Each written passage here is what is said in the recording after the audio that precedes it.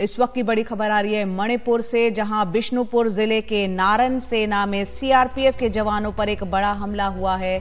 यह हमला संदिग्ध उग्रवादियों ने किया। इस हमले में 2 सीआरपीएफ के जवान शहीद हो गए। नारन सेना में सीआरपीएफ के पोस्ट पर देर रात बम से हमला बोला गया, जिसमें 2 जवानों की मौत हो गई और 2 जवान बुरी तरह से घायल हो गए, जिनकी हालत गंभीर बताई जा रही है। और इस वक्त हमारे सहयोगी रतनदीप हमारे साथ जुड़ रहे हैं, सीधा उनका रुख करते हैं। रतनदीप, पहले इस हमले से जुड़ी पूरी जानकारी दे और फिर बताएं, 3 मई को करीब 1 साल पूरा होने जा रहा है, मणिपुर अशांत चल रहा है, हिंसा ना हो, शांति कायम रहे, इसके लिए भी क्या कोशिशें हो रही हैं?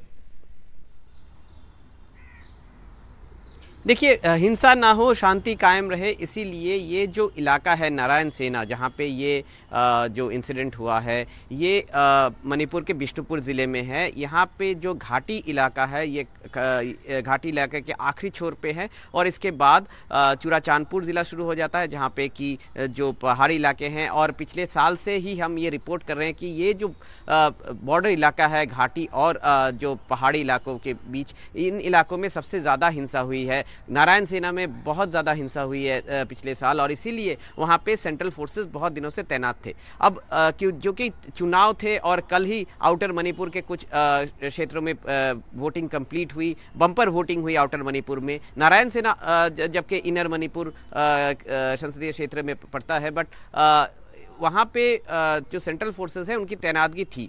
कल रात को, देर रात को फायरिंग शुरू हुई। संदिग्ध उग्रवादियों ने पहले फायरिंग खोला और इसके बाद बम गिराए गए, और एक बम जो कि जो सीआरपीएफ का आउटपोस्ट है उसके अंदर फटा, और फटने के कारण 4 लोग जख्मी हुए, उनको इवैक्यूएट किया गया। जब उनको बिष्णुपुर सरकारी अस्पताल में लाए तो एक को ब्रॉड डेड डिक्लेयर किया गया और एक सीआरपीएफ जवान ट्रीटमेंट के दौरान उनकी मृत्यु हो गई। 2 और जवान घायल हैं।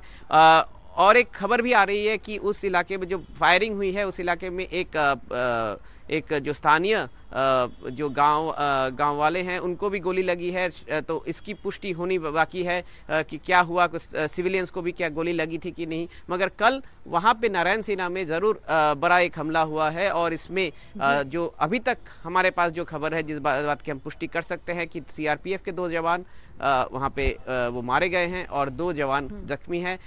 ये तब हो रहा है जबकि 1 साल पूरा होने को आ रहा है मणिपुर में। पिछले साल मई के 3 तारीख से जो जाति हिंसा हुई थी, इसमें 200 से भी ज़्यादा लोग मारे गए हैं अब तक। और 2 चरणों में मणिपुर में चुनाव हुए।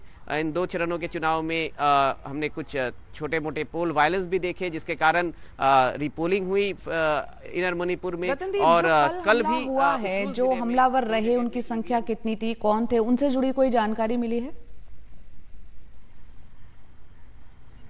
देखिए, जो हमलावर हैं वो संदिग्ध उग्रवादी हैं।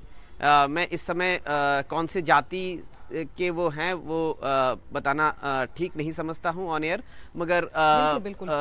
वो वहाँ पे उस इलाके में एक दबदबा रहा है एक समुदाय का, जिन्होंने दूसरे समुदाय के ऊपर हमला किया और काउंटर अटैक भी होते रहे। एक समुदाय दूसरे समुदाय के ऊपर ये अटैक और काउंटर अटैक ना कर पाए, इसीलिए वहाँ पे सेंट्रल फोर्सेस को बफर जोन में उनके दोनों के बीच में उनके पोस्ट बनाए गए हैं। मगर अब देखा जा रहा है कि सेंट्रल फोर्सेस को भी टारगेट कर रहे हैं, जो कि आर्म्ड मिस्क्रिएंट्स हैं, वहाँ पे उग्रवादी हैं। बिल्कुल। तो 2 जातियों के बीच में संघर्ष जो चल रहा था, उनमें सेंट्रल फोर्सेस को एक बफर जोन के तौर पर वहां पर रखा गया था, लेकिन कल हमने देखा सीआरपीएफ के जवानों पर हमला बोला गया, जिसमें 2 जवान जो है उनकी मौत भी हुई है और 2 गंभीर रूप से घायल हैं। ये तमाम जानकारी दे रहे थे हमारे सहयोगी रतनदीप चौधरी। बहुत बहुत शुक्रिया रतनदीप आपका।